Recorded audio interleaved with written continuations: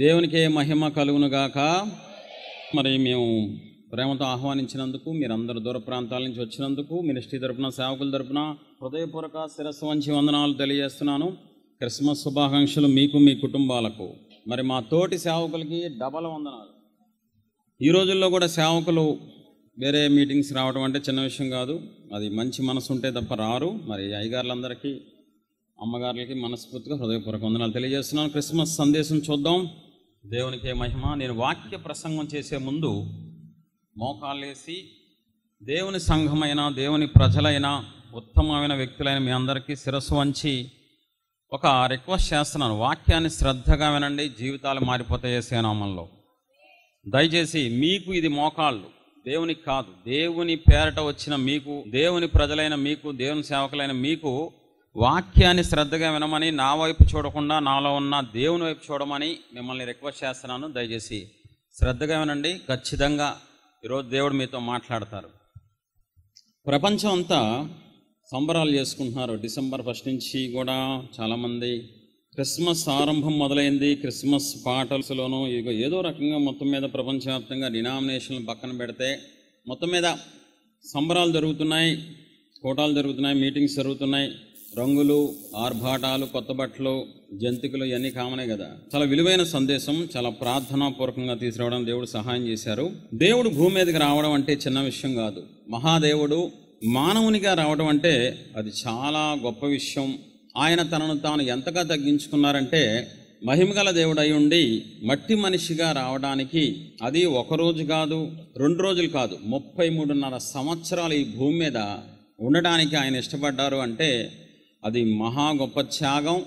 ఈరోజు మనం ఒక విషయం తెలుసుకుందాం. అసలు యేసు ప్రభువారు ఎందుకు వచ్చారు, ఎవరి కోసం వచ్చారు? లోకాసువార్త 19వ అధ్యాయం 10వ వచనం. నశించిన దానిని వెదకి రక్షించుటకు మనుష్య కుమారుడు వచ్చెనని అతనితో చెప్పెను. నశించిన దానిని వెదకి రక్షించుటకు మనుష్య కుమారుడు వచ్చెనని అందరికీ తెలుసు. చిన్నపిల్లలకి, సండే స్కూల్ పిల్లలకు కూడా తెలుసు. చూద్దాం కొంచెం ముందుకెళ్ళి. హెబ్రీయులకు రాసిన పత్రిక 12:2. మనము కూడా ప్రతి భారమును సులువుగా చిక్కులబెట్టు పాపమును విడిచిపెట్టి విశ్వాసమునకు కర్తయు దానిని కొనసాగించు వాడునైన యేసు వైపు చూచుచు మన ఎదుట ఉంచబడిన పందెములో ఓపికతో పరిగెత్తుదము. ఆయన తన ఎదుట ఉంచబడిన ఆనందము కొరకై అవమానమును నిర్లక్ష్య పెట్టి సిలువను సహించి దేవుని సింహాసనం యొక్క కుడి పార్శ్వమున ఆసీనుడై ఉన్నారు. ఆయన తన ఎదుట ఉంచబడిన ఆనందం. ఆయన అవమానం పొందుతున్నప్పుడు, గాయపరచబడుతున్నప్పుడు, శ్రమలు పడుతున్నప్పుడు ఆయనకి ఒకటి గుర్తు వస్తుంది. త్వరలో నాకు ఒక ఆనందం రాబోతుంది అని యేసు ప్రభువారు తలంచుకున్నారు. ఏంటి ఆనందం? మళ్ళీ ఆయన సింహాసనానికి ఎక్కుతారనా? మళ్ళీ పరలోకం వెళ్ళిపోతాననా? మళ్ళీ మహిమను సంపాదించుకుంటాననా? అవన్నీ ఆయనకి ఆనందం కాదే. ఆయనే ఇష్టపడి వచ్చారు, ఆయన సంతోషంగా వచ్చారు త్యాగం చేయడానికి. అది కాదు ఆనందం. మనం రక్షించబడతామని ఆయనకు ఆనందం, మనం విమోచించబడతామని ఆయనకు ఆనందం, మనం మారు మనస్సు పొందుతామని ఆయనకు ఆనందం. కాబట్టి ఆ ఆనందం కొరకు ఆయన మన తండ్రిగా అవమానాన్ని నిర్లక్ష్యపెట్టి సిలువను సహించి మన కోసం ఆకాశమంతా త్యాగం చేశారు. కొంచెం ముందుకెళ్దాం. మత్తయి సువార్త 11:29. నేను సాత్వికుడను, దీన మనస్సు గలవాడను గనుక మీ మీద నా కాడి ఎత్తుకుని నా యొద్ద నేర్చుకొనుడి, అప్పుడు మీ ప్రాణములకు విశ్రాంతి దొరుకును. నేను సాత్వికుడను, దీన మనస్సు గలవాడను. ఆయన ఎవరు? ఆయన వ్యక్తిత్వం ఏంటి, ఆయన లక్షణాలు ఏంటో ఆయనే చెప్పుకుంటున్నారు. మహాదేవుడు భూమి మీదకి వచ్చి యేసు ప్రభువారు స్పష్టంగా చెప్తున్నారు, నేను సాత్వికుడను, నేను దీన మనస్సు గలవాడను. ఎవరంట ఆయన? ఇక్కడ చాలా ప్రాముఖ్యమైన విషయం. నేను సాత్వికుడను, నేను దీన మనస్సు గలవాడను అంటే బాగుండేది, అక్కడ ఆగిపోయి ఉంటే బాగుండేది. కానీ ఆయన ఏమన్నారు తెలుసా? నా యొద్దకొచ్చి నేర్చుకోండి, నా యొద్దకు వచ్చి నేర్చుకోండి. నేనెవరినో మీకు చెప్తున్నా, నా యొద్దకు వచ్చి నేర్చుకోండి. ఈ వాక్య సందేశానికి కీ పాయింట్ అండి, ఇది చాలా ఇంపార్టెంట్. దయచేసి మర్చిపోవద్దు, ఇదే ఇంపార్టెంట్ ఈరోజు. నేను సాత్వికుడను, దీన మనస్సు గలవాడను కనుక నా యొద్దకు వచ్చి నేర్చుకొనండి. చూద్దాం మత్తయి సువార్త 5:5. సాత్వికులు ధన్యులు, సాత్వికులు ధన్యులు, వారు భూలోకమును స్వతంత్రించుకొందురు. దేవుని సహాయంతో భూలోకాన్ని స్వతంత్రించుకోవాలంటే చేయాల్సిన పని స్పష్టంగా యేసు ప్రభు వారు చెప్పారు. ఏమని? మీరు సాత్వికులైతే, మీరు సాత్వికులుగా జీవిస్తే మీరు భూలోకాన్ని స్వతంత్రించుకుంటారు. ఆ వాగ్దానం ఎంత గొప్పగా ఉందండి. మన రాష్ట్రాన్న, మన గ్రామాన్న, మన పట్టణాన్న, భూలోకాన్న ఆలోచించండి ఒకసారి. గ్రామం కాదు, పట్టణం కాదు, రాష్ట్రం కాదు, దేశం కాదంట, భూలోకాన్నే స్వతంత్రించుకుంటామంట. మత్తయి 5:3. ఆత్మ విషయమై దీనులైన వారు ధన్యులు, ఆత్మ విషయమై దీనులైన వారు ధన్యులు, పరలోక రాజ్యము వారిది. పరలోక రాజ్యము వారిది. ఇందాక చదివిన దానికి ఇక్కడ చూడండి కనెక్షన్ ఉంది. నేను సాత్వికుడను, దీన మనస్సు కలిగిన దేవుణ్ణి, మీరు నా యొద్దకు వచ్చి నేర్చుకోండి. ఒకవేళ మీరు నా యొద్దకు వచ్చి ఈ 2 విషయాలు నేర్చుకుంటే, ఈ 2 లక్షణాలు మీరు కనుక మీ జీవితంలో అవలంబించుకుంటే ఏం జరుగుతుందో తెలుసా? భూలోకాన్ని స్వతంత్రించుకుంటారు. 2 పరలోకాన్ని స్వతంత్రించుకుంటారు. ఈ 2 లోకాల్లో, భూలోకంలో పరలోకంలో నువ్వు గొప్పగా ఉండాలనుకుంటే ఆయన యుద్ధకు వెళ్ళి నేర్చుకోవాలి. ఏం నేర్చుకోవాలి? ఆయన ఏమై ఉన్నారో, ఆయన సాత్వికుడుగా ఉన్నారు, సాత్వికుడుగా జీవించారు. ఆయన దీనుడుగా ఉన్నారు, దీన మనస్సు కలిగి జీవించారు. అవి వెళ్ళి మనం ఆయన పాదాల దగ్గరికి వెళ్ళి నేర్చుకుంటే అప్పుడు ఆయన ఈ 2 ఇస్తానని మనకు వాగ్దానం చేశారు ధన్యతల్లో. దేవుని పిల్లారా, 1 పేతురు 2:21 చూద్దాం. క్రీస్తు కూడా మీ కొరకు బాధపడి మీరు తన అడుగు జాడల యందు నడుచుకొనున్నట్లు మీకు మాదిరి ఉంచిపోయాను. ఇది మర్చిపోవద్దు దేవుని సంగమా. మనందరికి యేసు ప్రభు వారు మాదిరిగా ఉన్నారు. భూమి మీదకి ఆయన వచ్చి మాదిరి చూపించారు. ఎలా జీవించాలి, పరిచర్య ఎలా చేయాలి, మన వ్యక్తిత్వాన్ని ఎలా కాపాడుకోవాలి, ఎలాగ జీవించాలి, తల్లిదండ్రులకి ఎలా లోబడ్డాలి అని ఉందా బైబిల్లో? ఆ రోజు నుంచి ఆయన తల్లిదండ్రులకి విధేయత కలిగి జీవించారు. అన్నీ ఉన్నాయి. 4 సువార్తలు మనం బాగా చదివితే పరిచర్య ఎలా చేయాలి, ఎలా తగ్గించుకోవాలి, అన్ని క్లారిటీగా ఉందండి చక్కగా సువార్తల్లో. ఆయన జీవిత విధానం అంతా మనకు కనబడుతుంది. ఇక్కడ ఏమంటున్నాడు పేతురు? ఆయన మనకి మాదిరి ఉంచిపోయాను. ఎంత మంచి దేవుణ్ణి, ఎంత గొప్ప తండ్రిని కలిగి ఉన్నామంటే, ఒరే చేయండిరా అని ఆర్డర్ పాస్ చేయలా, ఒరే ఇలా ఉండండిరా అని రూల్ పాస్ చేయలా, ఇలా నడవండ్రా నా వెనక నా పిల్లలారా. మహాదేవుడు, మహిమగల దేవుడు, నోటి మాటతో సమస్తాన్ని సృష్టించిన దేవుడు మాదిరిగా చూపించాల్సిన అవసరం ఏముందండి? ఆయన దేవుడు, మనం మట్టి మనుషులు. ఎంత ప్రేమ అంటే, పాత నిబంధనలో ప్రజలు సరిగ్గా నడవలేకపోయారని ఈసారి నేనే వెళ్ళి నేనే మాదిరి చూపించి ఇలా నాలాగా నా వెనక నన్ను వెంబడించండి అని ఆయన మనకి మాదిరి ఉంచిపోయాను. కాబట్టి నేను మెయిన్ సబ్జెక్ట్లోకి వచ్చేస్తున్నాను. కొత్త నిబంధనలో మనకి ఎక్కువగా 2 కనబడతారు, పేతురు, పౌలు. వీళ్ళిద్దరూ ఎక్కువ కనబడతారు కొత్త నిబంధనలో. వీళ్ళిద్దరు గురించి ఈరోజు చూద్దాం వాక్యపు వెలుగులో. వీళ్ళిద్దరూ దేవుని శిష్యులు. వీళ్ళు యేసయ్య అనే గురువు దగ్గర నేర్చుకున్నారు. నేర్చుకొని సంఘానికి నేర్పించి పత్రికలు రాసి చరిత్రలో మిగిలిపోయారు. వీళ్ళు యేసయ్య దగ్గర నేర్చుకొని సంఘానికి నేర్పించారండి. 1 తెస్సలోనిక 4:2 చూద్దాం. కాగా మీరు ఎలాగు నడుచుకొని దేవుణ్ణి సంతోషపరచవలెనో మా వలన నేర్చుకొనిన ప్రకారముగా మీరు నడుచుకొనుచున్నారు. ఈ విషయములో మీరు అంతకంతకు అభివృద్ధి నొందవలెనని మిమ్మును వేడుకొని ప్రభువైన యేసునందు హెచ్చరించుచున్నాము. నాకు చాలా సంతోషంగా ఉంది. ఈ వచనం చదువుతున్నప్పుడు చాలా హృదయం ఉప్పొంగుతుంది. పౌలు అంటున్నాడు సంఘంతో, మీరు మా దగ్గర కొన్ని నేర్చుకున్నారు, నేర్చుకొని మీరు దేవుణ్ణి సంతోష పెడుతున్నారు. అది చూసిన నేను, నాతో పాటు సేవకులు చాలా సంతోషిస్తున్నాం. మీరు దేవుణ్ణి ఎలా సంతోష పెట్టాలో మా దగ్గర, సేవకులమైన మా దగ్గర నేర్చుకొని మీరు అది సంతోష పెడుతున్నారు. చాలా హ్యాపీగా ఉంది. అయితే అక్కడితో ఆగిపోకుండా ఇంకా మీరు సంతోష పెట్టాలి దేవుణ్ణి. ఇంకా ఎక్కువగా దేవుణ్ణి సంతోషపెట్టేలాగా మీరు ఆ విషయంలో, ఏ విషయంలో? మిమ్మల్ని మీరు సంతోషపెడుతున్నా కాదు, జాగ్రత్తగా వినాలి. పౌలు అనే మాట మిమ్మల్ని మీరు కాదు, దేవుణ్ణి మీరు సంతోష పెడుతున్నారు. ఆ విషయంలో ఇంకా అభివృద్ధి చెందండి, ఇంకా దేవుణ్ణి సంతోష పెట్టండి అని మాట ఇక్కడ స్పష్టంగా చెప్తున్నాడండి. మనం యేసయ్య దగ్గర నేర్చుకుంటున్నామా అన్నది ఈ రాత్రి ప్రశ్న, క్రిస్మస్ సందేశం. మరి నేర్చుకొని మన సంఘాలకి నేర్పిస్తున్నామా? ఈరోజు వాక్యపు వెలుగులో పరీక్షించుకుందాం. పేతురు, పౌలు యేసయ్య పాదాల దగ్గర సాత్వికతను, దీనత్వాన్ని నేర్చుకొని సంఘానికి నేర్పించి చరిత్రలో మిగిలిపోయారు. దాన్ని కొంచెం లోపలికి వెళ్ళి చూద్దాం. ఫిలిప్పీ 4:11-12 నాకు కొదవ కలిగినందున నేను ఇలాగు చెప్పుటలేదు, నేను ఏ స్థితిలో ఉన్నానో ఆ స్థితిలో సంతృప్తి కలిగి నేర్చుకొని ఉన్నాను.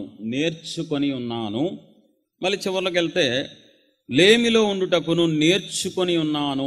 పౌలు ఇచ్చిన స్టేట్మెంట్ సంఘానికి, నేను నేర్చుకొని ఉన్నాను.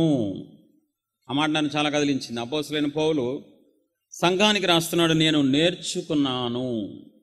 ఈరోజు నేర్చుకోవడానికి ఇష్టపడుతున్నారా దేవుడి దగ్గర? లేకపోతే ఇలా వచ్చేసి వెళ్ళిపోతున్నారా? సంవత్సరాలు దాటిపోతుంది. క్రిస్మస్ మీ జీవితంలో 20 అవ్వచ్చు, 30 క్రిస్మస్ అవ్వచ్చు, 40 అవ్వచ్చు, కొంతమందికి 50 అవ్వచ్చు. ఎలా ఉన్నారు? ఈ రాత్రి ప్రశ్నించుకోండి. పేతురు, పౌలు యేసయ్య దగ్గర ఏం నేర్చుకున్నారో చూద్దాం. అపోస్తల కార్యం 5వ అధ్యాయం 28-29 వచనాలు. దైవజనుడైన పేతుర్ని ఇంకొంతమంది సేవకుల్ని కలిసి, చెప్పాంగా, అర్థం కావట్లేదు నీకు? మొన్నే కదరా వార్నింగ్ ఇచ్చాము సువార్త ప్రకటించద్దని, మర్చిపోయావా? నీకు అర్థం కావట్లేదా? అక్కడ వార్నింగ్ ఇచ్చారు. ఆ వచనాల్లో మనం చూసినట్లయితే కొంచెం ముందుకెళ్దాం. అదే 5వ అధ్యాయం 40వ వచనం నుంచి 42 వరకు. సమ్మతించి వారు అతని మాటకి సమ్మతించి అపోస్తలులను పిలిపించి కొట్టించి, బాబోయ్ కొట్టించేశారండి. ఇందాక బెదిరించారు, ఇక్కడికి వచ్చేవాడికి కొట్టించి యేసు నామమును బట్టి బోధింపకూడదని ఆజ్ఞాపించి వారిని విడుదల చేసిరి. ఆ నామము కొరకు అవమానము పొందుటకు పాత్రులని. ఎక్సలెంట్ అండి. పేతురు మాట్లాడుతున్న మాట, ఆ నామము కొరకు అవమానము పొందుటకు పాత్రులమని ఎంచబడినందున వారు సంతోషించుచు. ఎప్పుడు సంతోషిస్తున్నారంట? పేతురుతో పాటు ఉన్న వాళ్ళు పేట్ మనం కొడితే కన్నులు తిన్న ఆ సేవకులు, దెబ్బలు తిన్న ఆ సేవకులు సంతోషిస్తున్నారంట. యేసు నామం కోసం మేము ఎన్ని శ్రమలైనా భరిస్తాం, అది మాకు బాధ కాదు, అది మాకేమీ ఇబ్బంది కాదు, ఏడుస్తూ ఆ శ్రమలు అనుభవించట్లేదు, సంతోషంగా స్వీకరించారంట పేతురుతో పాటు ఉన్న సేవకులు. మీకు అర్థమవుతుంది అనుకుంటున్నాను. పైన వచనాల్లో బెదిరించి అక్కడ ఆపేశారు. ఇంకొకసారి కన్నా సువార్త ప్రకటిస్తే మీకు మర్యాదగా ఉండదు, శాలితీలు లేచిపోతాయని. కొంచెం ముందుకెళ్తే బెదిరింపు కాదు, కొట్టారంట. చేతుల్లో కొట్టారో మనం ఎలా కొట్టారో మనకు తెలియదు, కొట్టారు. కొట్టడం అంటే ఏంటండి? కొట్టడం అంటే చిన్న విషయం కాదు కదా. దెబ్బలు తిన్నాడు పేతురుతో పాటు అందరూ.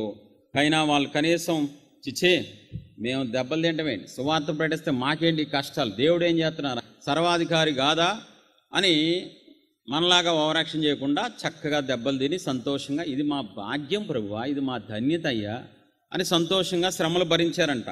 అదే అపోస్తల కార్యం 12వ అధ్యాయం 3-4 వచనాలకు వెళ్దాం. యూదులకు ఇష్టమైన కార్యమని తెలుసుకుని పేతురును కూడా పట్టుకునెను. ఆ దినములు పులియని రొట్టెల పండుగ దినములు. అతనిని పట్టుకుని చెరసాలలో వేయించి పస్కా పండుగైన పిమ్మట ప్రజల యొద్దకు అతన్ని తేవలనని ఉద్దేశించి అతనికి కావలి ఉండటకు 4 చతుష్టయముల సైనికులకు అతన్ని అప్పగించెను. ఇక్కడ దారుణం. ఇంకా డైరెక్ట్గా తీసుకెళ్ళి చెరసాలలో వేశారు, జైల్లో వేశారంట పేతుర్ని. ఫస్ట్ బెదిరించారు, తర్వాత కొట్టారు, మళ్ళీ ఇంకొంతకాలం తర్వాత చెరసాలలో. దేనికి? మర్డర్ చేశాడా? దొంగతనం చేశాడా? లూటీ చేశాడా? జీవితాన్ని నాశనం చేశాడా పేతురు?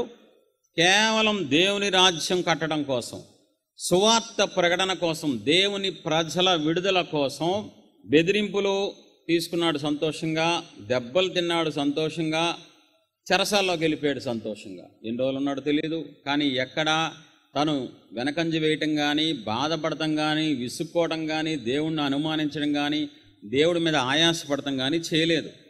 దేవుని పిల్లరా, పేతురు దేవుని రాజ్యం కోసం శ్రమలు వస్తే సంతోషంగా భరించాడు. ఒకప్పుడు ఈ పేతురు ఎవరో తెలుసా?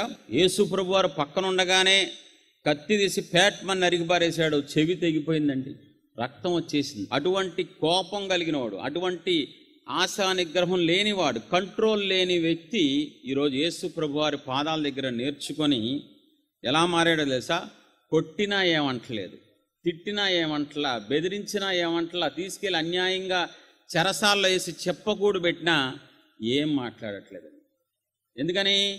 యేసు ప్రభువారి దగ్గర సాత్వికత నేర్చుకున్నాడు పేతురు, భరించడం నేర్చుకున్నాడు పేతురు, ఓర్చుకోవడం నేర్చుకున్నాడు పేతురు, సహనం నేర్చుకున్నాడు పేతురు.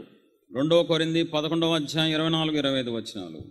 యూదుల చేత 5 మారులు 1 తక్కువ 40 దెబ్బలు తింటిని, 3 మారు బెత్తములతో కొట్టబడి తిని, ఒకసారి రాళ్లతో కొట్టబడి తిని, 3 మారు ఓడ పగిలి శ్రమ పడి తిని, ఒక రాత్రింబగళ్ళు సముద్రములో గడిపి తిని. చాలండి, ఇక మీకు తెలిసిందే, చాలా వచనాలు ఉన్నాయి, పెద్ద లిస్ట్ అండి. పౌలు శ్రమలు మామూలు శ్రమలు కాదు, ఏదో తిట్టబోయాడు కొట్టబోయాడు కాదండి.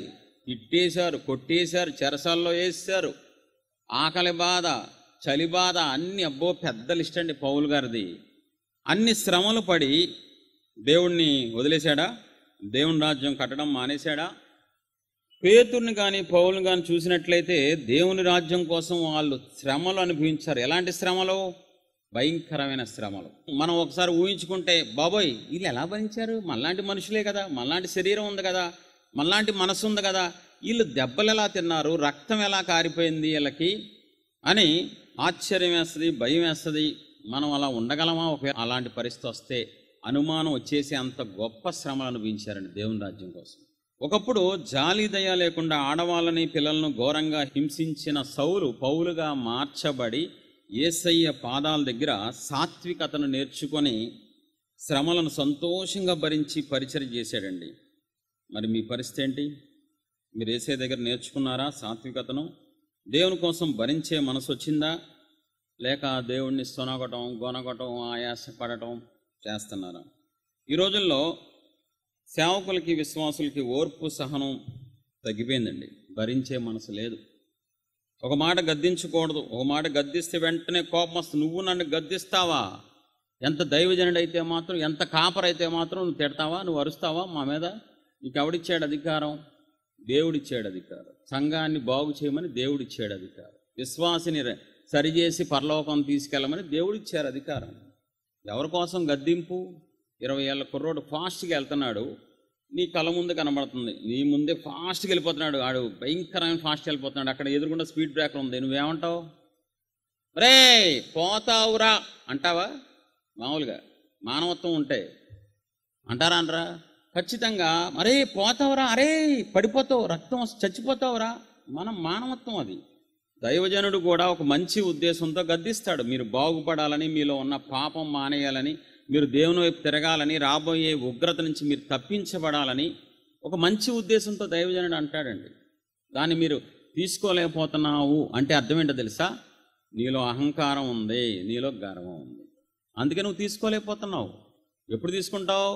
ఇది దేవుడు గద్దింపు, నా మంచి కోసమే, నా ఆశీర్వాదం కోసమే అని తలస్తే నువ్వు తీసుకుంటావు. ఎప్పుడు తీసుకుంటావు? నీలో దీన మనసు ఉంటే తీసుకుంటావు. అహంకారం ఉంటే దైవజనుడి మీద పగబట్టుకుంటావు, ప్రతీకారం కూడా తీర్చుకుంటావు. చాలామంది తయారయ్యారు సేవకుల మీద పగ ప్రతీకారం. ఏం పర్వాలేదు, దేవుడు చితకొట్టేస్తారంతే, మామూలు పట్టరు. సేవకుల జోలికి వస్తే నరకంలో 2 ప్లేసులు ఇస్తారు. దేవుడు సేవకులతో గేమ్స్ ఆడదు దయచేసి. దేవుని పిల్లరా, మాటకి మాట అనడం, తిట్టుకోవడం, కొట్టుకోవడం చాలా దారుణంగా క్రైస్తవ్యం తయారైందండి. చాలా దారుణం. రోజు రోజుకి ఎలా అయిపోతుందంటే, భక్తిలో శ్రమ రాకూడదండి, పరిచర్యలో నింద రాకూడదు, ఏ రాకూడదు. వస్తే మేము చెయ్యం, భక్తి చెయ్యం, పరిచర్య చేయం. ఎందుకు వచ్చిన కూడా ఇవన్నీ? మా పని మేము చేసుకుంటాం. ఎక్కువ భక్తి చేస్తే శ్రమలు వచ్చేస్తున్నాయి. చాలామందిలో ఉంటుందండి క్రైస్తవ్యంలో. ఎక్కువ భక్తి చేయకూడదు, లిమిటెడ్గా భక్తి చేయాలి. ఎక్కువ భక్తి చేస్తే ఎక్కువ శ్రమలు వచ్చేస్తాయి. మరి ఎక్కడి నుంచి మొదలైందో కానీ ఇది, ఎక్కువ భక్తి చేయకపోతే ఎక్కువ కష్టాలు వస్తాయి. రివర్స్లో ఆలోచిస్తున్నావు, బండి చూడు వెనక్కి వెళ్ళిపోతుంది, ఇది యాక్సిడెంట్ అయిపోద్ది అనవసరంగా. భక్తి ఎక్కువ చేస్తే ఎక్కువ ఆశీర్వాదం, భక్తి ఎక్కువ చేస్తే తరతరాలకి ఆశీర్వాదం. అబ్రహాం ఒక్కడు చేసిన భక్తి తరతరాలకి ఆశీర్వాదం రాలేదండి. నాకు తెలిసిన ఒక సహోదరి పుస్తక పరిచర్య కోసం ఒక ఇంటికి వెళ్ళిందండి. వాళ్ళ ఇంట్లో వాళ్ళ ఆయన ఉన్నాడు, ఎవరో వేరే ఫ్యామిలీ. వాళ్ళ ఆయన అన్నాడు, సిగ్గు లేదా నీకు? ఏంటి అమ్మా ఇవన్నీ పుస్తకాలు పంచుతున్నాడు, నీకు సిగ్గుందా నీకు అన్నాడండి. అంతే, ఇంటికి వచ్చేసి బైబిల్ తీసుకుని ప్రమాణం చేసింది. ప్రభువా, ఇంకా జీవితంలో నా ప్రాణం ఉన్నంత వరకు నీ పరిచర్య చేయను పో. ఒక మాట రాకూడదు మీకు, ఒక మాట అనకూడదు ఎవరు, ఒక అవమానం రాకూడదు, ఒక నింద రాకూడదు. ఒక శ్రమ రాకూడదు కదా. కొంతమంది తెలుసా, దేవుని రాజ్యం కోసం ఎక్కడ శ్రమ వస్తుందో అని ముందే తప్పించుకుంటారండి. వీళ్ళు చాలా తెలివిగల వాళ్ళు. సువార్త ప్రకటించామనుకో తిడతారండి, అవమానిస్తారు, కొన్నిసార్లు కొడతారు. ఇదిగో యూట్యూబ్ చూడండి, కొడుతున్నారు. మీలాంటి వాళ్ళని ఏం చేయాలి? ఇప్పుడు కాలిద్దని గ్యాస్ పై వండుకోవడం మానేస్తామా? చెప్పాలి. బండి మీద నుంచి పడిపోతామని బండి మీద వెళ్ళటం మానేస్తున్నామా? ఏం మానేస్తున్నాం మనం? ప్రమాదానికి సంబంధించి బండి మానట్లేదు, అగ్ని వాడటం మానట్లేదు. అవి అవసరం కాబట్టి. దానికంటే నువ్వు సువార్త ప్రకటించడం ఇంకా అవసరం. దానికంటే దేవుడు మనకి భారం ఇచ్చారు, దేవుడు మనకి బాధ్యత ఇచ్చారు, మనకి రక్షణ ఇచ్చి ఇంట్లో పడుకోమని చెప్పలా. మనం ప్రజలకి సువార్త ప్రకటించాలి. మన ద్వారా కాకుండా ఎవరి ద్వారా సువార్త వెళ్తుందండి? ఇప్పుడు మీ చుట్టాలకి నేను వచ్చి చెప్పగలనా? మీ బంధువులకి, మీ స్నేహితులు నేను రాగలనా? ఎవడరా నువ్వు ఎందుకు వచ్చావు మా దగ్గర అంటారా లేదా? చెప్పాలి. మీ తాలూకు వాళ్ళకి మీరే సువార్త ప్రకటించుకోవాలి. ఇప్పుడు శ్రమ వస్తుందని చెప్పేసి నువ్వు నేను భక్తి చెయ్యను, నేను పరిచర్య చెయ్యను అని అనే గ్రూప్ని ఏమంటారు తెలుసా? బైబిల్ ప్రకారం అహంకారులు అంటారు, వాళ్ళని గర్వాంధులు అంటారు. యేసు ప్రభువారు మన కోసం ఎందుకు పడాలి మరి శ్రమలు? నీ పాపం కోసం ఆయన ఎందుకు రక్తం చిందించాలి? నీ కోసం ఆయన వీపు ఎందుకు చీల్చబడాలి? నీ కోసం మేకులు ఎందుకు కొట్టబడాలండి? ఎందుకు భరించాలి ఆయన? నిజంగా ఆయన నీకు తండ్రి అయితే, నిజంగా నువ్వు ఆయన్ని తండ్రిగా రక్షకుడిగా స్వీకరిస్తే ఆయన కోసం ప్రాణమైన ఇచ్చేస్తామండి. ఆయన కోసం ప్రాణమైన ఇచ్చేస్తాం. ఇంకా నువ్వు అలా ఇవ్వట్లేదంటే ఆయన యొద్ద నువ్వు సాత్వికత నేర్చుకోలేదు. ఆయన దగ్గరికి వెళ్ళి అసలు ఆయన పాదాల దగ్గర కూర్చోలేదు. కూర్చుంటే ఆటోమేటిక్గా ఆయన లక్షణాలు నీకు వస్తాయి. మనం ఎవరితో సహవాసం చేస్తామో ఆ లక్షణాలు మనకు వస్తాయి. 6 నెలల తర్వాత వాళ్ళు వీళ్ళైపోతారు. నిజంగా దేవునితో వ్యక్తిగత సహవాసం చేసేవాళ్ళు కొంతకాలానికి ఆయన లక్షణాలతో జీవిస్తారు ఖచ్చితంగా. కానీ ఈ రోజుల్లో వ్యక్తిగత సహవాసం లేదు అని చెప్పగలను. ఎందుకంటే జీవితాలను బట్టి అర్థమైపోతూ ఉంటుందండి. ఇంకా మా సేవకులు జోలికి రావాలి తప్పదు. మరి సేవకులను చెప్పమంటారా? తప్పైపోతే క్షమించండి అయ్యారు. మరి ఓవరాల్గా చెప్తున్నా, ఎవరి పేరు చెప్పట్లేదు, ఏనామని చెప్పండి, నాకు అంత సీన్ లేదు, మనందరం కలిసి ఉండాలి. కొంతమంది సేవకులు అందరి గురించే మాట్లాడలేదు. మీలో ఆ లోపం ఉంటే సరి చేసుకోండి, లోపం లేదనుకోండి, దేవుని స్తోత్రం చెప్పండి, దాంట్లో ఏముందండి. కొంతమంది సేవకులకు వస్తే వాళ్ళకి నచ్చిన ఊర్లో వాళ్ళకి నచ్చిన స్థలంలో సేవ చేసుకుంటారు, ఏ ఇబ్బంది రాకుండా. ఒకవేళ ఏమైనా ఇబ్బంది వచ్చిందనుకో, చుట్టుపక్కల నా అన్నదమ్ములు ఉన్నారు, నా బలగం ఉంది, నా బంధుత్వం ఉంది, ఇలా సేవ చేస్తారే కానీ దేవుడు పాదాలు పట్టుకుని ఏ ఊరు వెళ్ళమంటారు, ఏ రాష్ట్రం వెళ్ళమంటారు, ఏ ప్రాంతం వెళ్ళమంటారు అడిగే వాళ్ళు ఈ రోజులు ఎక్కడ ఉన్నారండి? చాలా తక్కువ మంది ఉన్నారు. ఇదంతా దేవుడికి నచ్చదండి, ఇది అస్సలు నచ్చదు. యేసుప్రభువారు తండ్రి ఎక్కడ చేయమన్నారో సేవ అక్కడే చేశారు, ఎక్కడి వరకు చేయమన్నారో అక్కడి వరకే చేశారు. ఆయన మనకి అన్ని విషయాల్లో మాదిరి ఉంచిపోయాను. దేవుని పిల్లరా, ఇప్పుడు పేతుర్ని పౌల్ని గమనిస్తే వాళ్ళు దేవుని రాజ్యం కోసం శ్రమలు, నిందలు, అవమానాలు, దెబ్బలు, చెరసాళ్ళు ఎన్నో భరించారు. ఎందుకని ఎలా భరించగలిగారు? ఒకప్పుడు అహంకారులు వీళ్ళిద్దరూ, ఒకప్పుడు గర్వాంధులు. కానీ ఎందుకు ఇంతగా మారారంటే యేసు ప్రభువారి పాదాల దగ్గర సాత్వికత అని నేర్చుకున్నారండి. లక్షణాన్ని భరించడం నేర్చుకున్నారు, ఓర్చుకోవడం నేర్చుకున్నారు. ఆయన శ్రమలలో ఏడ్చారా యేసు ప్రభువారు నీ కోసం భరిస్తూ? నీకోసం నిందలు భరిస్తూ ఆయన ఏడ్చినట్టు బైబిల్ చెప్తుందా? ఉమ్మి వేయించుకున్నప్పుడు ఆయన ఏడ్చారా? మీ ఇవాళ ఉమ్మేసుకుంటాను అని ఏడుస్తూ శ్రమలు అనుభవించారా? సంతోషంగా మన కోసం అనుభవించారా శ్రమలు? ఆయన చెప్పాలి. సంతోషంగా మనం ఆయన పిల్లలమని, మనం రక్షించబడతామని ఒక సంతోషంగా ఆయన శ్రమలు భరించారండి. మరి ఆయన పిల్లలమని చెప్పి ఈరోజు భక్తి విషయంలోనో పరిచర్యలోనో చిన్న శ్రమలు వస్తే మరి ఎందుకు మీరు సహించలేకపోతున్నారు, ఓర్చుకోలేకపోతున్నారు?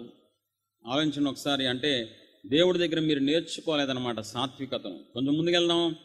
అపోస్తలుల కార్యం 3వ అధ్యాయం 12వ వచనం. పేతురు దీనిని చూచి ప్రజలతో ఇట్లనెను, ఇశ్రాయేలులారా, మీరు వీని విషయమై ఎందుకు ఆశ్చర్యపడుచున్నారు? మా సొంత శక్తి చేతనైనను భక్తి చేతనైనను నడువని వీనికి బలమిచ్చున్నట్టుగా మీరెందుకు మా తట్టు తేరి చూచుచున్నారు? సేవకులందరూ దీన్ని జీవితాన్ని గుర్తుపెట్టుకోవాలి. ఫస్ట్ నేను, తర్వాత ప్రపంచంలో ఉన్నాను. మహిమ కార్యం జరిగిన తర్వాత పేతురు పేరు మారు మోగే సమయంలో వెంటనే పేతురు ఖండిస్తున్నాడు. ఒరే, మా ఇంక చూస్తారేంటి? మేమేం చేసాం? మాకేమైనా శక్తి సామర్థ్యాలు ఉన్నాయా? మేము ఒక మనిషిని లేపగలమా? ఒక మనిషి కాళ్ళు ఇవ్వగలమా? మేము కాదు చేసింది, మాలో ఉన్న దేవుడు. మా వైపు చూడొద్దు, దేవుని వైపు చూడండి. వెంటనే అండి, కొన్ని రోజుల తర్వాత కాదు, ఎప్పుడైతే పేతురు వైపు ఇలా నువ్వు గొప్పవాడివి, నువ్వు గొప్ప దైవజనుడివి, నువ్వు మహా వ్యక్తివి అనే లోపల పేతురు వెంటనే మాకు ఏ సంబంధం లేదు, మహిమ కార్యం మేం చేయలే, దేవుడు చేశారు. ఎంత గొప్ప వ్యక్తిత్వం అండి. మహిమ కార్యం జరిగాక తనను తాను హెచ్చించుకునే అవకాశం ఉంది, కానీ హెచ్చించుకోవట్లా, దేవుడికి పూర్తి మహిమనిచ్చేస్తున్నాడు. ఈ లక్షణం పేతురు ఎక్కడ నేర్చుకున్నాడు? యేసయ్య పాదాల దగ్గర నేర్చుకున్నాడు. యేసయ్య గుర్తుందా?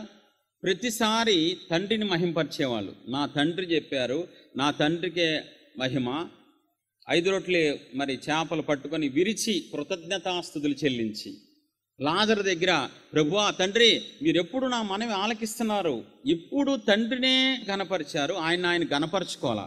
అదంతా ఇలా చూస్తూ ఉన్న పేతురు చూసి చూసి చూసి ఆ లక్షణం నేర్చేసుకున్నాడు. ఓహో, దీనత్వం అంటే ఇలా ఉంటుందన్నమాట, మనం దేవుణ్ణి మహింపరచాలి అని పేతురు ఆ అలవాటు నేర్చుకొని ఎన్ని మహిమ కార్యాలు జరిగినా తనకు రాకుండా ఆ మహిమ నాది కాదు బాబోయ్ దేవుడిది అని ఎక్కడికక్కడ జాగ్రత్త పడుతూ దేవుని మహిమ దేవుడికి ఇచ్చేసి దేవుని బహుగా సంతోషపెట్టాడండి. బహుగా బహుగా బహుగా సంతోషపెట్టాడు. ఇప్పుడు దేవుని పిల్లారా, మీ కష్టాన్ని ఎవడన్నా తీసుకుంటే మీరు ఊరుకుంటారా? మామూలుగా మీరు కష్టపడి పొద్దున్న సాయంకాలం దాకా ఒక వంట చేశారు అనుకుందాం, ఇల్లు అక్కలో చెల్లెళ్ళు వంట చేశారు, సాయంకాలం వడ్డించమని మీ తోడుగోడలను మీ పక్కింటి పిన్న పిలిచారు, ఎవరో గెస్టులు వస్తున్నారని. వాళ్ళు వచ్చారు, రుచికరంగా చేశారు. వాళ్ళు వడ్డించేటప్పుడు మీ పక్కింటి ఆవిడ నేనే వడ్డించాను అంటే వడ్డించాను అనే లోపల పేటుమని ఉంటుంది ఆవిడకి దెబ్బ. ఇప్పుడు దేవుని పిల్లలు ఒక్కసారి ఆలోచించండి, ఏదైనా మహిమ కార్యం దేవుడు నిన్ను పాత్రగా వాడుకొని చేసినప్పుడు వెంటనే దేవుడిని మహిమపరుస్తున్నావా? వెంటనే దేవుణ్ణి గణపరుస్తున్నావా? వెంటనే కన్నీళ్లతో దేవుని పాదాలు కడుగుతున్నావా? లేక ఇది నేనే చేశాను, నా శక్తి, నా సామర్థ్యం, నా బలం, నా జ్ఞానం అంటున్నావా? ఒకసారి పరీక్షించుకోండి మీ జీవితంలో. ఎప్పటికప్పుడు దేవుడు మహిమను దేవుడు ఇవ్వకపోతే మనం శ్రమల పాలైపోతాం, కృప పోగొట్టుకుంటాం, నడిపింపు ఆగిపోద్ది, పరిచర్య ఆగిపోద్ది. చాలా జాగ్రత్తగా ఉండాలని మనందరం దయచేసి అర్థం చేసుకోవాలి. 1 కొరింథీ 1వ అధ్యాయంలో పౌలు గట్టిగా గడ్డి పెడుతున్నాడు. కొంతమంది పౌలు వాడని గ్రూప్ వచ్చేసింది, కొంతమంది మీ కేఫా గ్రూపు, కొంతమంది అపోలో గ్రూప్ అంటున్నారు. పిచ్చిగాని పట్టిందిరా, నేనేమన్నా మీకోసం సిలువెక్కానురా, నేనేమన్నా నా పేరిట మీద బాప్తిసాలు, ఎంత ఖచ్చితంగా ఎంత ఖండితంగా చెప్పేస్తున్నాడండి పౌలు. తనకి పేరు వచ్చినా కూడా తనకు ఒక గ్రూప్ రెడీ అయ్యి, ఇదిగో అన్నా పౌలన్నా నీ గ్రూప్ అన్నా మేము ఈ రోజు నుంచి నీతో పాటు ఉండే. నా గ్రూప్ ఏంట్రా దరిద్రంగా, నాకెందుకు గ్రూప్ రా, నేనెవడిని రా అసలు. చూడు ఎంత క్లారిటీగా ఎంత చక్కగా పరిచయం చేశాడు పౌలు. ఎలా ఉన్నాడు పౌలు? దేవుని పట్ల ప్రేమ కలిగి కృతజ్ఞత కలిగి ఏ మహిమను తీసుకోకుండా ఎక్కడికక్కడ దేవుణ్ణి ఘనపరుస్తూ మహింపరుస్తూ ముందుకెళ్ళాడు. మరి ఈ రోజుల్లో ఎలా ఉన్నారు వీళ్ళిద్దరు? చూడండి, పేతురు పౌలు దీనత్వాన్ని నేర్చుకొని దేవుణ్ణి ఎప్పటికప్పుడు మహింపరుస్తున్నారు. మనం అపోస్తుల కార్యం చూస్తే బట్టలు చింపుకున్నాడంట పౌలు. మా ఇంకా చూస్తారంటే మీరు, మేమేం చేసాం, మేము ఎలా చేయగలం అసలు? చాలా క్లారిటీగా మాట్లాడుతున్నాడు సంఘంతో, ప్రజలతో. ఈ రోజుల్లో సేవకుల వైపు చూడలేదనుకో కోపం, పేతురు వైపు చూస్తే కోపం వస్తుంది అయ్యగారికి, సేవకుల్ని గణపరచలేదనుకో, హెచ్చించలేదనుకో కోపం వచ్చేస్తుంది. నేనే స్వస్థ ఇచ్చాను, నేనే విడుదలిచ్చాను, నేనే ఒక వ్యక్తిని మార్చాను. దేనికంటే ఒక మాట అడుగుతా చెప్పండి, ఒక మనిషిని ఒక మనిషి మార్చగలడా? ఒక మనిషి ఎప్పటికైనా ఎలాగైనా మార్చగలడా? చెప్పాలి. ఒక మనిషిని దేవుడు ఒక్కరే మార్చగలరు. ఒక మనిషిని దేవుడు మాత్రమే మార్చగలరు. కాకపోతే ఆయన ప్రేమ ఏంటో తెలుసా? మనల్ని పాత్రగా వాడుకుంటున్నారు. అంతకుమించి పెద్ద మనలో ఏమీ లేదండి. ఒక పాపి ఇంకొక పాపిని రక్షిస్తే అసలు యేసుప్రభు వారు సిలువెక్కాల్సిన అవసరం ఉండేది కాదు, అంత త్యాగం చేయాల్సిన అవసరమే ఉండేది కాదు. కాబట్టి ఒక్కసారి ఆలోచించుకోండి, ప్రపంచమంతా దేవుని సేవకుల్లో దేవుని పిల్లల్లో ఎక్కువ కనబడేది ఈ రోజుల్లో, తప్పదండి చెప్పక, బాధతో చెప్తున్నాను, వేదంతో, అహంకారమే కనబడుతుంది, గర్వమే కనబడుతుందండి. నేనే గొప్ప, నా సంఘం గొప్ప, నా డినామినేషనే గొప్ప, నేనే వెళ్తాను పరలోకం, నా సంఘమే వెళ్తుంది, మిగతా సంఘాలు ఎక్కడికి వెళ్తాయి? ఏంటంటే ఆ మాటలు? భార్య భర్తల్లో, నేను భార్య, నీకు చదువు రాదు, నేను భార్య, నాకు చదువచ్చు, భర్త నేనే గొప్ప అంటాడు, భార్య నేనే గొప్ప. విశ్వాసుల్లో నేను సీనియరు, నేను జూనియరు, ఇదే గోలండి పొద్దున్న లేచిన కాంచి గొడవలు, రభసలు, నేను గొప్ప, నేను ఎక్కువ, నాకు ఆధిక్యతలు ఉన్నాయి, నాకు వరాలు ఉన్నాయి, నీకు అయి లేవు. ఇదేంటండి? దేవుడు ఎందుకు మమ్మల్ని రక్షించుకున్నారు చెప్పండి ఒక్క మాట. ఈ డైలాగులు ఎవరంటారండి? ఒకసారి ఆలోచించండి. అహంకారులు అంటారా, దీనులు అంటారా? దీనులు ఎప్పుడైనా పెద్ద పెద్ద డైలాగులు వేస్తారా? నేనే అనే మాట దీనుడు ఎప్పుడైనా అంటారా? యేసు ప్రభువారు దేవుడై ఉండి భూమి మీదకి వచ్చి ఎప్పుడైనా అరే నేనే సృష్టికర్తని, నేనే అని ఎక్కడైనా అన్నారండి? నేను కాబట్టి మిమ్మల్ని లేపుతున్నా అంటారా? నేను కాబట్టి పోషిస్తున్నా అంటారా? నేను కాబట్టి ఎక్కడైనా అన్నారా? ఆయన సువార్తల్లో చెప్పాలి. దేవుడై ఉండి ఎంత తగ్గించుకొని, ఎంత సింపుల్గా నడిచారు, అందరితో కలిసిపోయారు, ఎంత గొప్పగా ఆయన జీవించారండి మహాదేవుడై ఉండి. దేవుని పేరు మనందరం ఒక కుటుంబం, మనందరం ఒకే తండ్రి పిల్లలం కాదా? మనందరిది సార్వత్రిక సంఘం కాదా? ఈరోజు గొడవలు ఎందుకు వస్తున్నాయి? ఎందుకు డినామినేషన్లు ఇలా కొట్టుకుంటున్నారు? ఎందుకు సేవకులు డిబేట్లు చేసుకుంటున్నారు? అహంకారం, గర్వం. దీనులు ఎప్పుడు ఎవరి జోలికి వెళ్ళరండి. నాకెందుకు, నేను ఎవరినండి అంటానికి, నేను ఏ పాటోండి, నా జీవితం ఏ పాటది అని చక్కగా మూల కూర్చొని ఆ ప్రభు వాళ్ళు మార్చండి అయ్యా వాళ్ళు అని సీక్రెట్గా కన్నీళ్ళు గారుస్తారండి. దీనిలో ఛాలెంజ్లు చేసుకోవడానికి కాదు దేవుడు మనల్ని రక్షించుకుంది. రోడ్డు మీదకి ఎక్కడానికి కాదు మనల్ని దేవుడు రక్షించుకుంది. రక్తం కార్చింది. నేను గొప్ప, నేను గొప్ప అని ఊరమ్మడి తిరగడానికి కాదు దేవుడు మనల్ని రక్షించుకుంది. మనల్ని చూసి కొట్టేవాడు కూడా వీళ్ళేం కొట్టనే, వీళ్ళేంట్రా బాబు ఇంత సాత్వికులుగా ఉన్నారు, ఇంత దీనులుగా ఉన్నారు ఏంట్రా బాబు, వీళ్ళేంటి క్రైస్తవులా అన్నట్లుగా ఉండటానికి కదండి దేవుడు మనల్ని పిలుచుకుంది. ఏది దీనత్వం, ఏది దీనత్వం, ఏది సాత్వికత ఏదండి? మన దేవుళ్ళో అహంకారం ఉందా? గర్వానికి చోటు ఉందా మన దేవుళ్ళో? అహంకారులు అంటే దేవుడికి రగిలిపోద్ది తెలుసా. నాశనానికి ముందు గర్వం నడుస్తుంది, అహంకారం వెంబడి అవమానం వచ్చేస్తుంది.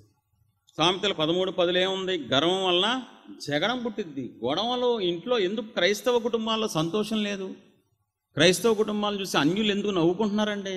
గొడవలు, రభసలు, నేను గొప్ప అనుకోవటం, నేనే చేస్తున్నాను, నువ్వు కూర్చుని తింటున్నావు, ఈ మాటలు ఎప్పుడు వస్తాయండి? చాలామంది తగులుతున్నాయి అనుకుంటున్నాను నేను. వాక్యపు దెబ్బలు తగలాలని కోరుకుంటున్నాను. మీరు మారు మనసు పొందాలి.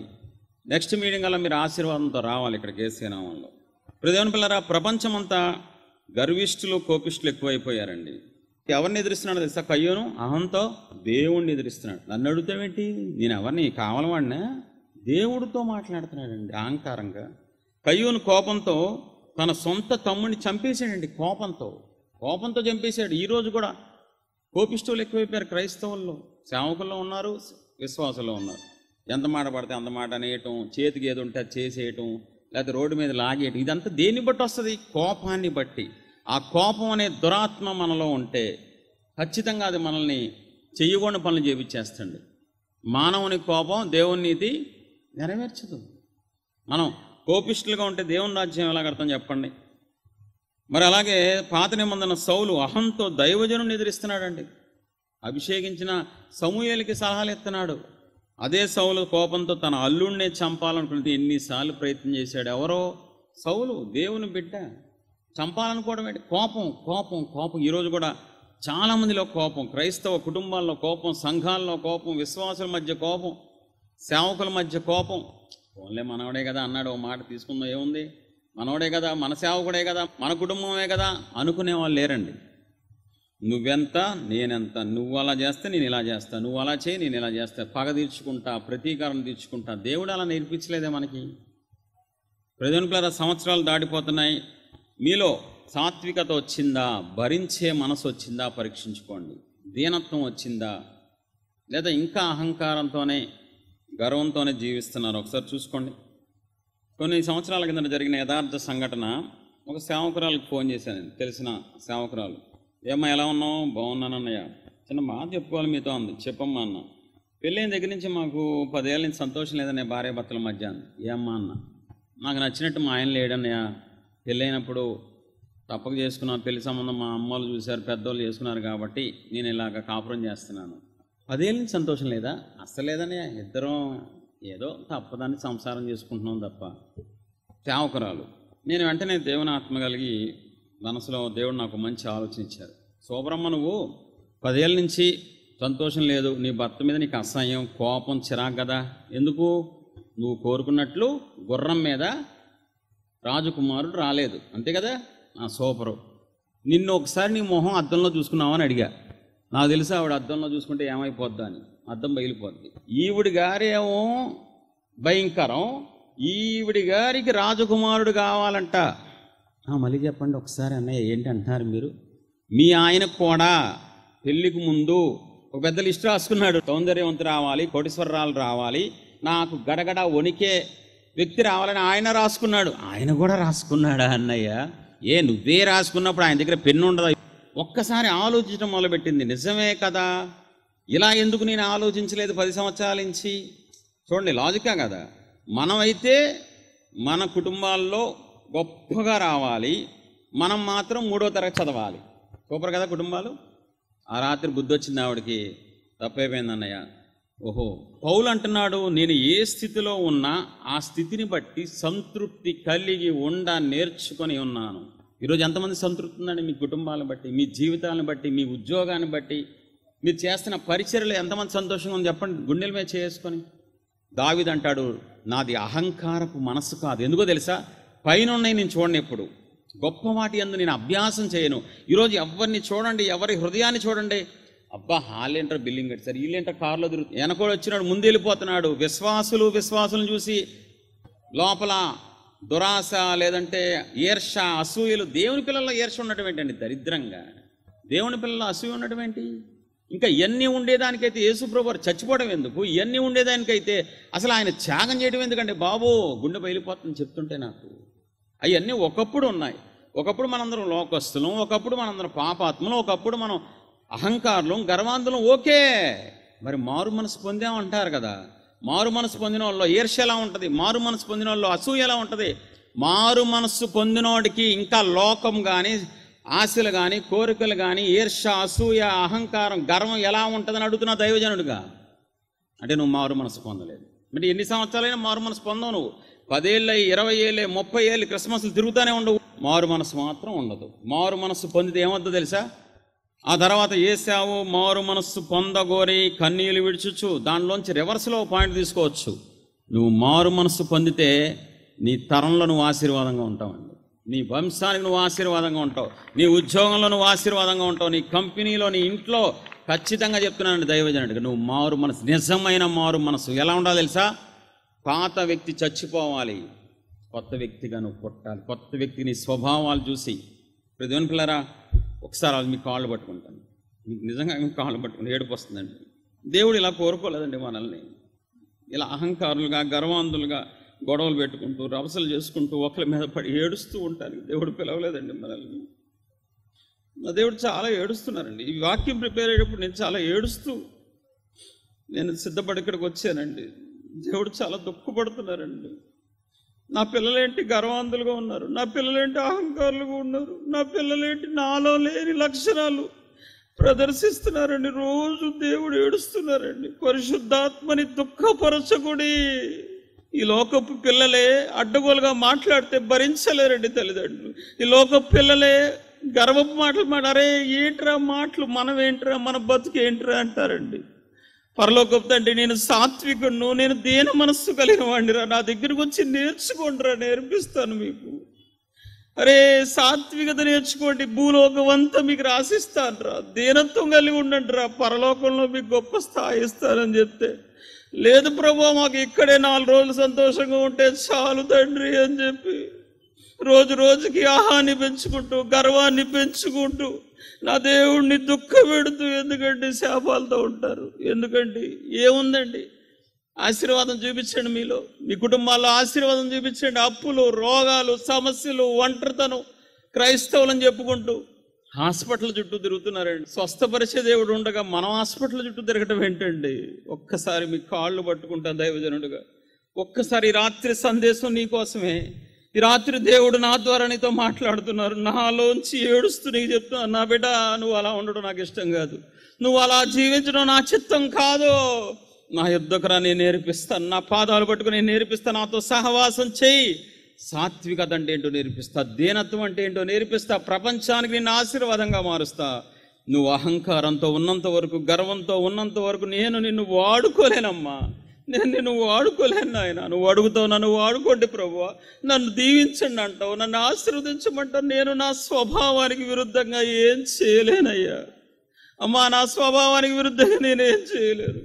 నువ్వు నా స్వారూప్యంలోకి రా, నా లక్షణాలు కలిగి నువ్వు జీవించు, నువ్వు అడిగిన దానికంటే ఎక్కువ ఇస్తాను, నువ్వు అడిగింది ఇస్తాను, అడగంది కూడా ఇచ్చేస్తానని దేవుడు మాట్లాడుతున్నాను. ప్రియ దేవుని సంగమై రాత్రి మంచి సందేశం. ఒకసారి మిమ్మల్ని మీరు పరీక్షించుకునే సందేశం అండి. ఒక్కసారి మనకే నచ్చదు కదండి, ఎవరైనా అహంకారంగా మాట్లాడితే మనకే చిరాకు వస్తుంది. ఎందుకు నాడు అరుస్తాడు, ఎందుకు ఏముందన్నాడు, ఇవాళ చస్తే రేపు రెండో రోజు. మనకే నచ్చింది, దేవుడికి ఎలా నచ్చిద్దండి. పౌలు అంటున్నాడు, మీరు ఎలాగ నడుచుకొని దేవుణ్ణి సంతోష పెట్టాలో అది మా దగ్గర నేర్చుకొని మీరు సంతోష పెడుతున్నారు. పౌలు మాదిరిగా సంఘానికి ఇదిగో దీనత్వం అంటే ఎలా ఉండాలి, సాత్వికత అంటే ఎలా ఉండాలి. పేతురు చెరసాల్లో వేయబడిన తర్వాత మళ్ళీ చక్కగా వెళ్ళిపోయాడు, మళ్ళీ సువార్త ప్రకటిస్తున్నాడు. అదంతా సంఘం చూసి పాస్టర్ గారిలో ఇదేంటి తన్నులు తిన్నా ఏం కదలిక రావట్లేదు. ఓహో, ఇలా ఉండాలన్నమాట సేవ.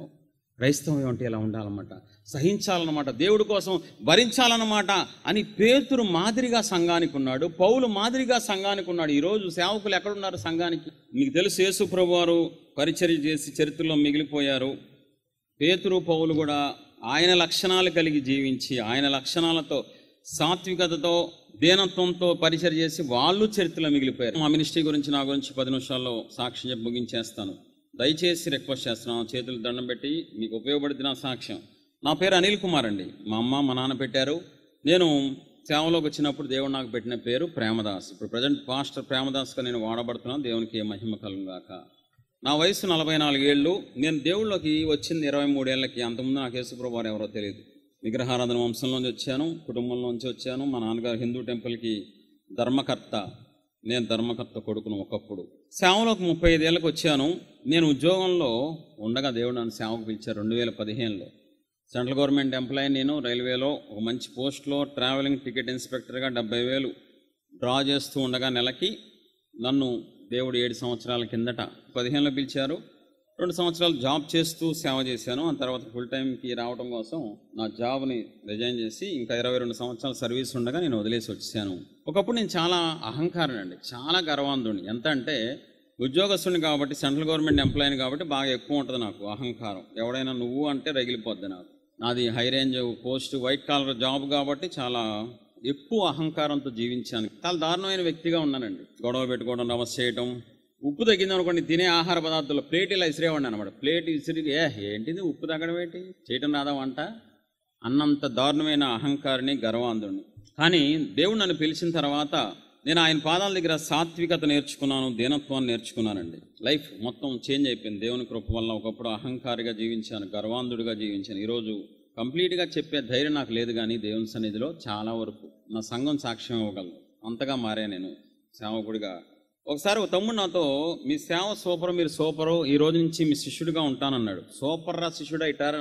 శిష్యుడు అంటే గురువు చెప్పినట్టు వినాలి కదా. అవును గురువు గారు, ఒక్క పంచేయి, ఒక మంచి కత్తి తీసినా. కత్తే ఎందుకు గురువు గారు?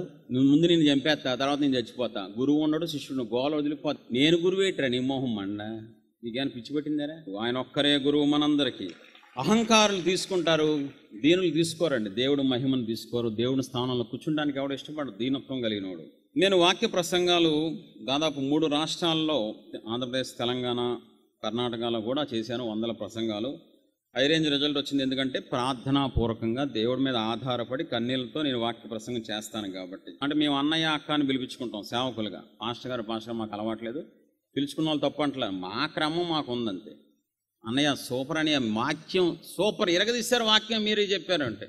అవునా, ఇదేనా నువ్వు నేర్చుకుంది మన సంఘంలో? నేను చెప్పానా, చెప్పించారా? సారీ చెప్పించారు. ఆయనకి వెళ్ళిపోవాలి మహిమ, ఎక్కడికెక్కడ ఆయనకి వెళ్ళిపోవాలి మహిమ. మనం రాకూడదు. నా మహిమను నేను ఇచ్చువాడను కాదు. అలా విశ్వాసులే దగ్గరుండి, రా పాస్టర్ గారు రా, నిన్ను నరకాన్ని దోసేస్తా అని చెప్పి సాతాను దోతలుగా మనల్ని, పాస్టర్ గారు అయ్యారు మనం జాగ్రత్త పడాలి, వెళ్తా మనం చాలా డేంజర్, వీళ్ళే దగ్గరుండి దోసేస్తారు మనల్ని. మీరండి కాళ్ళు పెడితే చాలు మా ఇల్లు ఆశీర్వాదం అని 4 డైలాగులు వేసి పాస్టర్ గారిని బొలత కొట్టేస్తారు. అమ్మా, నేను చాలా నేర్చుకున్నాం దేవుడి పదాల దగ్గర. కాబట్టి చాలా జాగ్రత్తగా ఎక్కడికక్కడ మరి అహంకారాన్ని విడిచిపెట్టి, గర్వాన్ని విడిచిపెట్టి, దీనత్వంతో సేవ చేయడానికి దేవుడు కృప చూపించారు. దేవుని పేరు ఈరోజు గంట వాక్యమే, 1 అవర్ వాక్యం ఇది. దాదాపు 5 రోజుల నుంచి రోజు ప్రార్థనాపూర్వకంగా కన్నీటితో ప్రిపేర్ అయ్యి ఇక్కడికి వచ్చానండి. కొన్ని వందల ప్రసంగాలు చేశాను, వందల ప్రసంగాలు. యూట్యూబ్లో వందల ప్రసంగాలు ఉన్నాయి, మీరు కావాలంటే చూసుకోండి, వేల వ్యూస్ ఉంటాయి. ఎప్పుడు ఫ్రెష్గా నిన్న ఆల్రెడీ చెప్పినా మళ్ళీ ఈరోజు దేవుడి పాదాలు పట్టుకుంటాడు. అదే దీనత్వం అండి. ప్రతి విషయంలో దేవుడి పాదాలు పట్టుకుంటున్నావా? ప్రతిరోజు దేవుడి పాదాలు పట్టుకుంటున్నావా? ప్రతిసారి ప్రతి విషయంలో దేవుడి పాదాలు పట్టుకుంటున్నావా? నేను దేవుని పాదాల దగ్గర నేర్చుకున్న పాఠం ఏంటో తెలుసా? దేవుని మీద ఆధారపడకుండా పరిచర్య చేయటం కాదు కదా, దేవుని మీద ఆధారపడకుండా ఆలోచన చేసినా పాపమేనండి. ఆలోచన చేసినా పాపమే. దేవుడు అంగీకరించడు. ఆయన చాలా రోషం గల దేవుడు అండి. మనం ప్రతి క్షణం ఆయన మీద ఆధారపడాలి. దేవుని పేర ఒకసారి ఆలోచించుకోండి. నేను నేర్చుకున్నాను కాబట్టి ముందుకెళ్తున్నాను పరిచర్లో. కొత్తగా వింతగా దేవుడు నన్ను వాడుకుంటున్నారు. నేను పుట్టిందంతా విజయవాడ. మాకు అసలు ఈ ఊరు ఏం తెలియదండి, చుట్టుపక్కల ఎప్పుడు నాకు తెలియదు. 35 సంవత్సరాలు విజయవాడలో నేను పుట్టి పెరిగాను. 2015 దాకా దేవుడు ఇక్కడికి రమ్మన్నారు సేవ నిమిత్తం. ఊరు వదిలేసి, ఉద్యోగం వదిలేసి, సమస్తాన్ని విడిచిపెట్టి ఇక్కడికి వచ్చి సేవ చేస్తున్నాను నేను. దేవుడు సేవ చేయమన్నప్పుడు వెంటనే లోబడి ఎదిరించకుండా వచ్చి ఇక్కడికి సేవ చేస్తున్నాం. మేము సేవకులం కలిసి. ఆలోచించండి ఒకసారి, ఎంతమంది ఉన్నారు ఈరోజు దేవుడు చెప్పిన వెంటనే వాళ్ళ దేశాలు, వాళ్ళ రాష్ట్రాలు, వాళ్ళ ప్రాంతాలు వదిలేసి వచ్చేంత దీనత్వం ఎంతమందికి ఉందో ఒకసారి పరీక్షించుకోండి. స్థుతిలో ఉన్న ఆశీర్వాదం అనేది మా ప్రేమాస్వర మినిస్ట్రీ ప్రోడక్ట్. ఇది 2016లో దేవుడు రాయించారు ఈ పుస్తకం. తెలుగులో, ఇంగ్లీష్లో, హిందీలో, కన్నడలో 4 భాషల్లో ఇది రాయించారు. 2016లో రిలీజ్ చేసినప్పుడు ప్రెస్ వాడికి ఫోన్ చేసి ఒక 1000 కాపీలు వేయండి సార్ పుస్తకం అని చెప్పాం మేము. 1000 కాపీలు ఏంటి పుస్తకం? 2000 వేయించుకున్నాడు. 2000 మా దగ్గర డబ్బులు లేవు, 2000 వేయించుకునే డబ్బులు మా దగ్గర లేవు. ఇంకోటి సంఘం అంటూ మాకు లేదు. అప్పుడే జస్ట్ ట్రైనింగ్ అండి, సంఘం లేదు. ఇప్పుడు పుస్తకాలు మేము అక్కడ 2000 పుస్తకాలు మాకు అవ్వో, జీవితంలో అవ్వో, మాకు వద్దు. లేదండి బాబు 2000 వేసుకుంటే డౌన్ అవుద్ది, రేటు తగ్గిద్ది అంటే సర్లే ఇప్పుడు తెలిసిన ఆయన చెప్పేసి 2000 వేయించామండి. ఆ 2000 ఎక్కడ పంచాలో తెలియదు. ఎందుకని మాకు సంఘం లేదు ఇంకా. అప్పటికి ఉద్యోగం చేస్తున్నాను. తునిలోనే చిన్న చర్చ్ ఉంటే ఒక 50 మంది 60 మంది పాస్టర్ గారిని పర్మిషన్ అడిగి బుక్ రిలీజ్ చేసుకుంటామండి అన్న. అయ్యో దాంట్లో ఏముందండి బాబు, బుక్ రిలీజ్ చేసుకోండి అని చెప్పేసి రిలీజ్ చేసుకున్నాం. అక్కడ సంవత్సరం తర్వాత దేవుడు ప్రార్థన చేస్తున్నప్పుడు మా నాయకురాలకు చూపించారు. అమ్మా ఈ బుక్ ద్వారా ప్రజలకు విడుదల ఇస్తాను, 1,00,000 పుస్తకాలు అవుతాయి అని అన్నప్పుడు మా నాయకురాలు నాకు చెప్తే, అబ్బా 1,00,000 పుస్తకాలు, మనం ఎంత, మన బతికెంత? 2000 పుస్తకాలే పంచలేకపోతున్నాం, ప్రెస్ వాడికి డబ్బులు ఇవ్వలేకపోతున్నాం, 1,00,000 పుస్తకాలు ఎక్కడ అవుతాయి? అవన్నీ జరగలే అమ్మా, ఏదో దేవుడు ఏదన్నా చెప్తే నీకు ప్రేరేపణ తప్పుడు వచ్చలే అమ్మా అన్న. లేదు లేదు దేవుడు చెప్పారు, అది దేవుడు చెప్పారు ఖచ్చితంగా జరిగిద్ది అంటే నేను నమ్మలే. నిజంగా చెప్తాను, ఓపెన్గా దేవుడి సన్నిధిలో ఒప్పుకోవాలి కాబట్టి. కానీ 2 సంవత్సరాలకి 1,00,000 పుస్తకాలు అయిపోయినాయండి. నీకు మాట చెప్పాలి, ఈ పుస్తకం 4వ ముద్రణ అనుకుంటా. తర్వాత పుస్తకాలు తెలిసిన ఆయన కాబట్టి విజయవాడలో ప్రెస్ ఆయన ప్రింట్ వేసాడు, డబ్బులు ఇమ్మన్నాడు. ఆ తర్వాత ఫోన్ స్విచ్ ఆఫ్ చేశాను. 6 నెలలు. ఎంత? 6 నెలల పాటు. ఎంత అమౌంట్ కోసం?